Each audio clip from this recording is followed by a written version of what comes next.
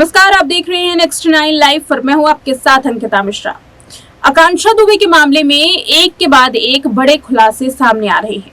आकांक्षा के केस में निधन की एक एक गुत्थी जिस तरीके से सुलझी नहीं है, उसे लेकर के परिवार जो है वो इंसाफ की गुहार लगा तो रहा है, लेकिन इंसाफ अब धीरे धीरे कमजोर होता हुआ नजर आ रहा है।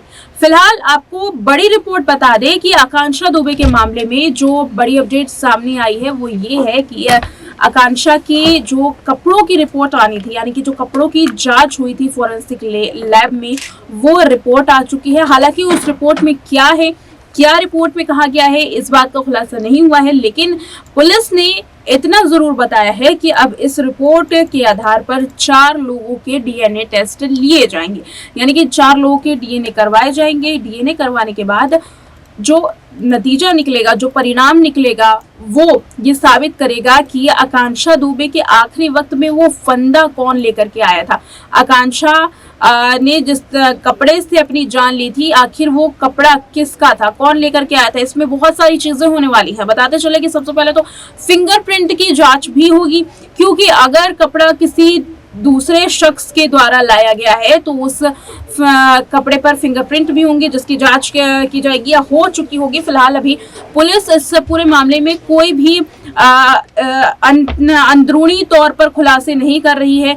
अगर ऐसा खुलासा होता है तो यकीनन ये वकील के लिए भी, परिवार के लिए भी एक बड़ी जीत साबित होगा, क्योंकि आपको बताते चले कि इस केस में जो 4 लोगों की डीएनए टेस्ट की बात की जा रही है, उसमें सबसे पहले नाम तो समर सिंह का ही आता है और दूसरा नाम संजय सिंह का। जो तीसरा नाम है वो है संदीप सिंह, जो कि तीसरा मुख्य आरोपी है। मुख्य आरोपी के तौर पर उसे देखा जा रहा है, क्योंकि संदीप सिंह बार बार हम बता रहे हैं कि आखिरी वो शख्स था जिसने 17 मिनटों तक मुलाकात की थी। हालांकि उसका बयान ये सामने आया कि वो केवल कमरे में आया, वॉशरूम में गया और उसके बाद चला गया। और अगर बात करें यहाँ जो चौथा शख्स है वो है अरुण पांडे। अरुण पांडे की भी इस पूरे मामले में खासी जो किरदार है वो देखा जा रहा है। खासी उस किरदार में उसको देखा जा रहा है कि कैसे आकांक्षा दुबे मामले में उसने सबसे पहले पार्टी में आकांक्षा को कुछ भूरे रंग का पदार्थ पिलाया होगा और उसके बाद उसने आकांक्षा को संदीप को सौंप दिया। रास्ते में संदीप को कॉल करता है अरुण पांडे, संदीप गाड़ी लेकर के पहुंचता है, आकांक्षा उसकी गाड़ी में बैठती है और संदीप सिंह जो है वो गाड़ी में आकांक्षा को होटल रूम में लेकर के आता है। तो ये तमाम जो चीजें हैं, ये कड़ियां जिस तरीके से जुड़ रही हैं, उसमें अरुण पांडे का नाम सामने आ रहा है। वो चौथा शख्स है जिसका डीएनए लिया जाएगा। अब इस पूरे मामले में आपको बताते चले कि क्या क्या चीजें हो सकती हैं। इस डीएनए रिपोर्ट से ये साबित हो सकता है कि आकांक्षा ने जो कपड़े लिए थे वो आखिर कपड़े किसके थे, क्योंकि अगर आपको बताते चले आकांक्षा की माँ का वो स्टेटमेंट, जिस स्टेटमेंट में आकांक्षा की माँ ने कहा था कि आकांक्षा के कपड़े उन्होंने ही पैक किए थे जब आकांक्षा बनारस जा रही थी, लेकिन उन कपड़ों में आकांक्षा का वो दुपट्टा नहीं था और आकांक्षा के पास उस तरीके का कोई दुपट्टा है ही नहीं जिससे आकांक्षा ने अपनी जान ली। अब ऐसा कौन सा दुपट्टा है, किसके पास से आया, क्या आकांक्षा ने खरीदा, क्या सेट से मिला, क्योंकि आकांक्षा की मां मधु दुबे कह रही है कि सेट से कोई भी ऐसी चीजें नहीं आकांक्षा लेकर के आती थी, तो आखिर वो कपड़ा आया कहाँ से।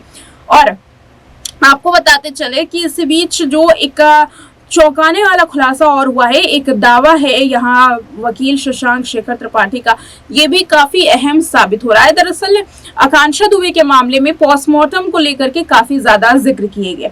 पोस्टमार्टम में सबसे पहले बात सामने आई कलाई पर चोट की।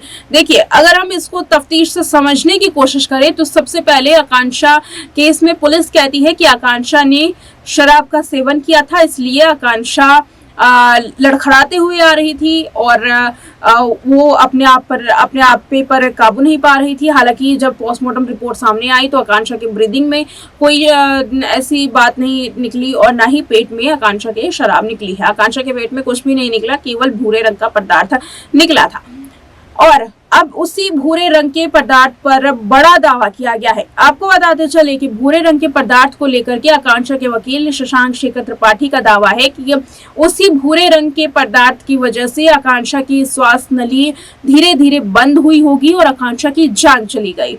बताते चले कि यहाँ सीधे सीधे जहर का जिक्र किया जा रहा है। देखिए, किसी भी तरीके का जहर धीरे धीरे असर करेगा, और जब असर करेगा तो सांस लेने में तकलीफ होगी।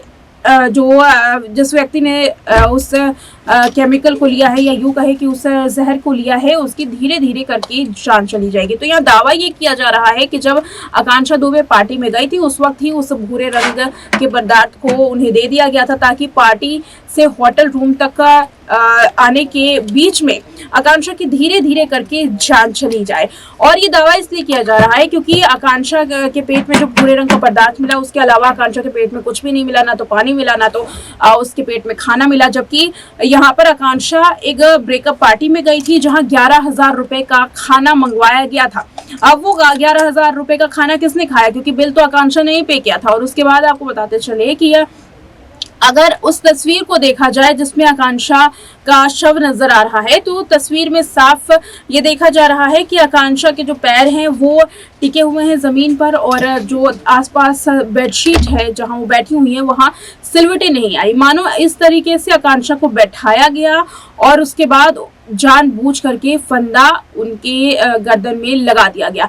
यहाँ दावा ये भी किया जा रहा है कि अगर किसी दूसरे ने फंदा लगाया होता तो फंदा ये पूरा जो है वो अंदर की तरफ होता, बाहर की तरफ नहीं होता। ये जो तमाम चीजें हैं वो शशांक शेखर त्रिपाठी का कहना है। बताते चले कि आखिरी वक्त जब शशांक शेखर त्रिपाठी का बयान सामने आया था, उन्होंने जो दावे किए थे, उस दावे के अनुसार जो रूम की कंडीशन थी आकांक्षा के रूम की, वो भी काफी ज्यादा हैरान कर देने वाली है। क्योंकि आकांक्षा ने जब अपनी जान ली, उस दौरान जो बाथरूम का नल था वो खुला हुआ था, आकांक्षा का जो फोन है वो चार्जिंग में लगा हुआ था, और आकांक्षा बैठते हुए ही अपनी जान दे देती हैं।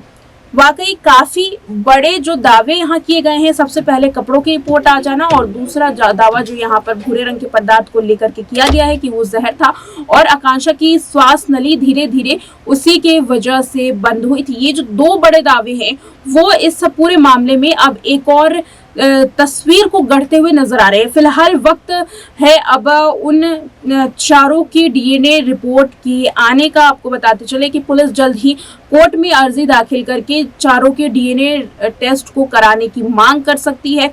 अब इंतजार करना है डीएनए टेस्ट की रिपोर्ट का कि कब इन चारों के डीएनए टेस्ट की रिपोर्ट आते हैं और आकांक्षा के मामले में एक बड़ी अपडेट सामने आई। फिलहाल आज के इस रिपोर्ट में इतना ही। देखते रहे नेक्स्ट 9 लाइव।